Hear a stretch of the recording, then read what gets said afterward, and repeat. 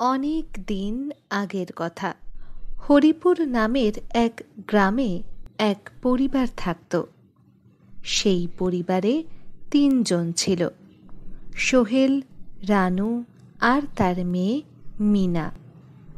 একদিন তারা সবাই একসাথে বাইকে করে ঘুরতে বের হয়। সোহেল ফুল স্পিডে বাইক চালাচ্ছে। এরই মধ্যে মিনা একটি আইসক্রিমের দোকান দেখতে পায়। বাবা, গাড়ি থামাও না, আমার আইসক্রিম খেতে ইচ্ছা করছে।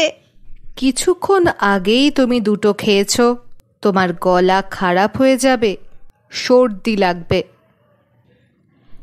এরপর সোহেল বাইক থামানোর জন্য ব্রেক লাগায়, কিন্তু ব্রেক কাজ করছে না। আরে বাইকে তো ব্রেকই কাজ করছে না, কি হয়ে গেল হঠাৎ করে? বাইক থামছে না। সোহেল অনেক চেষ্টা করার পরও বাইকটি থামাতে পারল না। তারপর বাইকটা একটা ট্রাকের সাথে ধাক্কা খেয়ে অ্যাক্সিডেন্ট করে। কিন্তু এত বড় অ্যাক্সিডেন্ট হওয়ার পরও সোহেল আর তার মেয়ের কোনো কিছুই হয়নি। কিন্তু তার মা রানু সেখানে মারা যায়। মা, আমি আর কখনো আইসক্রিমের জন্য জেদ করব না। তুমি ওঠো মা, আমার খুব খারাপ লাগছে। আমি একা একা কিভাবে থাকবো?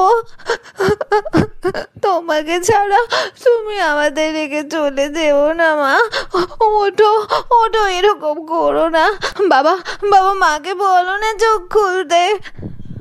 বাবা, তোমার মা অনেক দূরে চলে গিয়েছে, সে আর সেখান থেকে কোনো দিনও ফিরতে পারবে না। কিন্তু তুমি একটুও চিন্তা করো না, আমি এখনো বেঁচে আছি। আমি তোমাকে কোনো দিনও কষ্ট পেতে দেব না। মিনার মা মারা যাওয়ার পর থেকেই মিনা খুব চুপচাপ থাকত। খাবার দাবারও ঠিকভাবে খেত না, খেলাধুলাও করতো না, একদম মনমরা হয়ে বসে থাকত। মিনার এরকম অবস্থা দেখে সোহেলের পরিবার তাকে আরেকটি বিয়ে করার জন্য বলে। মিনা যেন একটু মায়ের আদর পেতে পারে, এই কারণে। সবার কথা শুনে সোহেল মিনার জন্য আরেকটি বিয়ে করতে রাজি হয়, যাতে তার মায়ের ভালোবাসা আবার ফিরে পায়। সোহেল এরপর যে মেয়েটিকে বিয়ে করে তারও একটা স্বামী ছিল। তার স্বামীও কোনো এক দুর্ঘটনায় মারা গিয়েছিল, আর তার একটা মেয়ে আছে। তার মেয়ের নাম রিমি। বিয়ে পর্যন্ত তো সব ঠিকঠাকই ছিল, কিন্তু কিছুদিন পর সোহেলের স্ত্রীর মনে হলো যে সোহেল রিমির থেকে তার মেয়ে মিনাকে বেশি ভালোবাসে। কিন্তু 2 বোনের মধ্যে অনেক বেশি ভালোবাসা ছিল, দুজন দুজনের সাথে খুবই ভাব ছিল। মিনা, মিনা, কোথায় তুমি? এখানে আসো, দেখো আমি তোমার জন্য কি নিয়ে এসেছি। তারপর মিনা তার বাবার কাছে যেয়ে দেখে তার বাবা তার জন্য অনেক সুন্দর একটি পুতুল নিয়ে এসেছে। আরে বাবা, পুতুলটা তো অনেক সুন্দর দেখতে।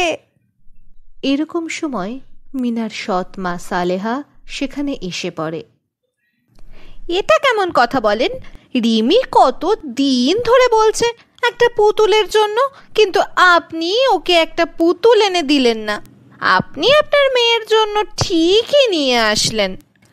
আরে, রিমি তো আমাকে একবারও বলেনি।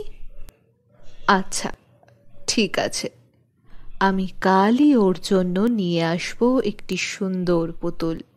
ধীরে ধীরে সোহেল বুঝতে পারল যে তার স্ত্রী সালেহা তার মেয়ে মিনার সাথে তেমন একটা ভালো ব্যবহার করে না। আরে শুনুন, আপনি কোথায়? এখানে আসুন, দেখে যান। আপনার মেয়ে রিমি স্কুল থেকে ট্রফি জিতে এনেছে, আমাদের মুখ উজ্জ্বল করেছে। তুমি তো খুব ভালো রেজাল্ট করেছো, ট্রফিও নিয়ে এসেছো। তুমি তো আমাদের মুখ উজ্জ্বল করে দিয়েছো। হ্যাঁ, আর তুমি তো শুধু শুধুই ওর সাথে চেঁচামেচি করতে, পড়ো পড়ো বলে। আমার মেয়ে এমনিতেই খুব ভালো স্টুডেন্ট। কিন্তু বাবা, এই ট্রফিটা তো আমার না, এই ট্রফি মিনার। ও পুরো স্কুলে প্রথম হয়েছে আর ট্রফি জিতেছে। এটা তো আরও বেশি খুশির খবর। আমি অনেক বেশি খুশি হয়েছি। I am proud of you Mina. বেয়াদব কোথাকার! রিমি কি তোর চাকর নাকি যে তুই ওর হাতে তোর ট্রফি ধরিয়ে দিয়েছিস? সারা রাস্তায় এত ভারী ট্রফিটা কিভাবে নিয়ে এসেছে আমার মেয়ে? আরে মা, তুমি এসব কি বলছো? আমি ওর হাত থেকে এটা জোর করে নিয়েছি। একদিন দুই বোন একসাথে খেলছিল। খেলতে খেলতে ওরা খেয়ালই করলো না যে তার মা মিনাকে অনেকক্ষণ ধরে ডাকছে। কিরে মিনা, তুই কি কানে শুনতে পাস না নাকি? কতক্ষণ ধরে তোকে ডাকছি।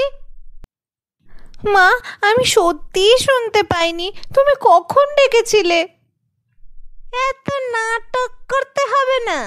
তুই ইচ্ছা করে না শোনার ভাব ধরে বসে আছিস এখানে। না মা, আমিও তো শুনতে পাই।